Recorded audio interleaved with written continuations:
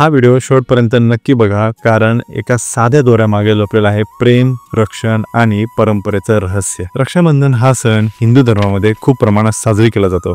रक्षाबंधन हा एक संस्कृत शब्द आहे आणि याचा मूळ अर्थ संरक्षण किंवा काळजीचं नातं असा होतो. रक्षाबंधनमध्ये एक बहीण आपल्या भावाला त्याच्या दीर्घायुष्यासाठी राखी बांधते आणि ह्याच्या बदल्यात भाऊ बहिणीचं जीवनभर रक्षण करण्याचं वचन देतो. रक्षाबंधन काही वर्षापासून नाही तर प्राचीन काळापासून साजरी केला जातो.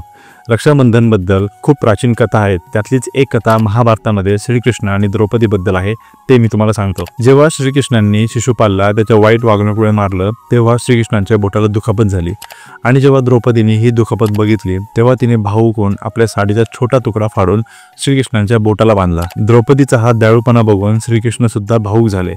तेव्हा श्रीकृष्णांनी द्रौपदीला भविष्यामध्ये तिचं रक्षण करणार असे वचन दिले.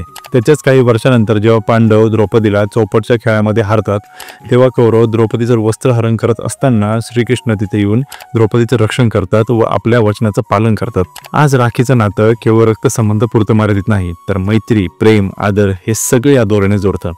या रक्षाबंधनला फक्त दोरा नाही तर एक वचन द्या एकमेकांची साथ देण्याचं. हा व्हिडिओ तुमच्या त्या भावाला किंवा बहिणीला नक्की पाठवा जे तुमच्या डोळ्यासमोर नसले तरी प्रत्येक आठवणीत तुमच्या सोबत असतात. मनाच्या अगदी खोलवर जपलेलं नातं जे अंतरानं कधीच पुसलं जात नाही.